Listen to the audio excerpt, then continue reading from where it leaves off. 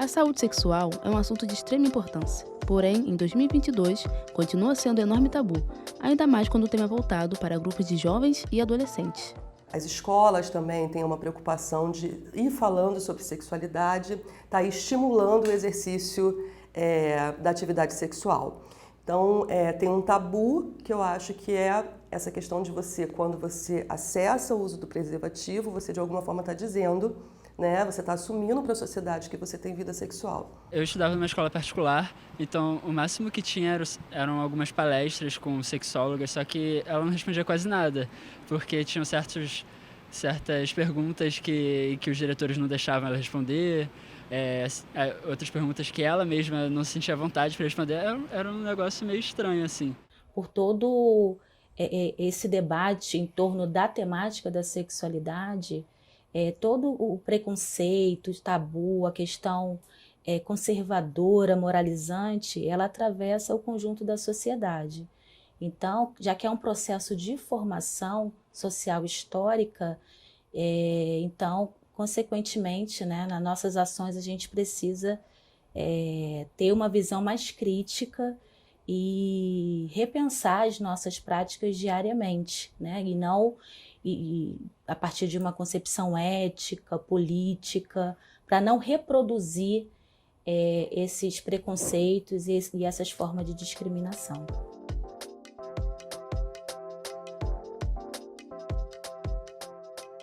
As diversas enfermidades transmitidas por contato sexual foram por muito tempo identificadas pela sigla DST. No entanto, foi substituída por IST, infecção sexualmente transmissível. O motivo? O preconceito. O termo foi atualizado para infecção sexualmente transmissível, porém, na prática, ainda lidamos com doença venérea, com os preconceitos. O aumento de ISTs entre jovens e adolescentes é algo que tem preocupado especialistas. Segundo o Boletim Epidemiológico HIV/AIDS de 2020, entre 2009 e 2019, houve um aumento de cerca de 64,9% da detectação de HIV entre jovens da faixa etária de 15 a 19 anos e um aumento de 74,8% na faixa etária de 20 a 24 anos. Os dados da PrEP 1519 Minas, projeto desenvolvido pela Faculdade de Medicina da UFMG, revela que as maiores taxas de sífilis são encontradas na faixa etária de 20 a 29 anos. O grupo de adolescentes, esse grupo que vai de 15, pensando aí pela lógica do Ministério da Saúde, né, que vai de 15 até 24 anos, 29 anos, esse é o grupo que mais usa preservativos. A gente às vezes acha que o adolescente tem uma coisa irresponsável, mas é o grupo que mais usa preservativos, estatisticamente, entendeu?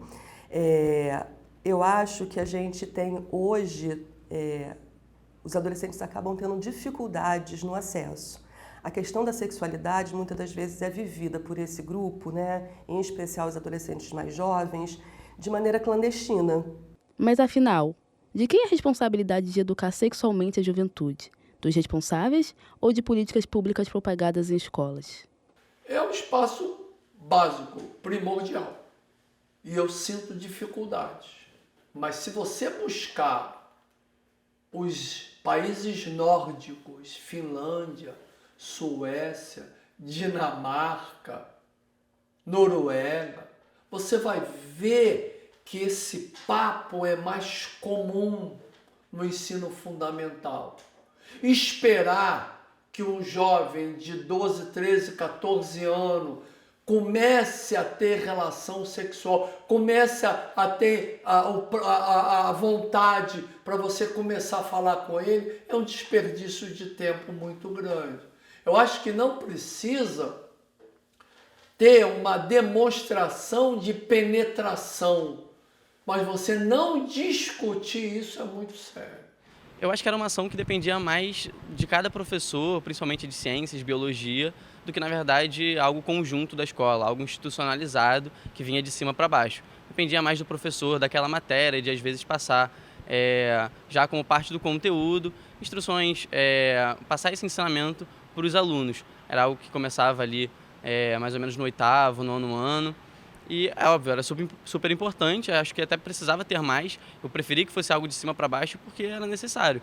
Mas foi um conteúdo que ajudou, mas de certa forma poderia ter sido mais incisivo e poderia ser mais presente também ao longo da minha trajetória escolar. Eu acho que faltou talvez esse conteúdo ser apresentado mais vezes. O Brasil registra por ano cerca de 19 mil nascimentos de mães com idades entre 10 e 14 anos, embora tenha se observado tendência à redução nesse quadro. A média é maior do que a mundial. Em todo o mundo, para cada 1.000 adolescentes, 41 engravidam na faixa etária dos 10 a 14 anos, enquanto no Brasil são 51 para cada 1.000. Pelo fato da sociedade ainda ver a mulher como responsável, querendo ou não, do homem, e do homem ter aquela questão ridícula que eu acho, sobre o amadurecer tardio. Então essa cobrança vem para nós muito antes.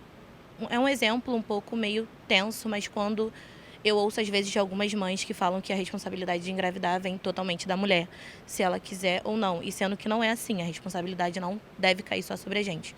Existe uma autora chamada Regina Novaes, que ela discute bastante juventude e ela diz que não existe uma juventude igual à outra em nenhum tempo histórico, porque cada juventude vai viver aquele momento de acordo com as questões históricas, econômicas, culturais que estão acontecendo naquele panorama, naquela faixa etária. Nas escolas não é um assunto tão cobrado. Não é comum você chegar para um aluno de 15, 16 anos e ele ter plena noção do porquê é importante ele usar um preservativo, do porquê é importante ele ter consciência de quais atitudes ele tem durante o ato sexual, e ele não sabe quais são as consequências desses atos. Então, muitas vezes é ignorância, mas não é ignorância da pessoa não buscar saber, e sim não ter a instrução correta ao longo da vida desse aluno. A gente observa muito essa necessidade, né, de trabalhar sobre a questão de gênero, sobre identidade de gênero, sobre orientação sexual, sobre violência,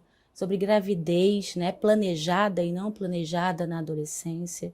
Então, todos esses debates, né, ao longo dos anos, a gente observa que sofreu um ataque significativo, né, um retrocesso, pensando também as políticas públicas como um todo, mas também a gente tem um marco legal que nos garante, né, esse trabalho, trabalhar essa temática nas escolas. Para reduzir o impacto de gestações precoces e sequelas de ISTs, o caminho é um só: educação, e que passa também pelo fortalecimento, apoio e aprimoramento de políticas públicas voltadas para a conscientização sexual de toda a população, em especial as mais novas.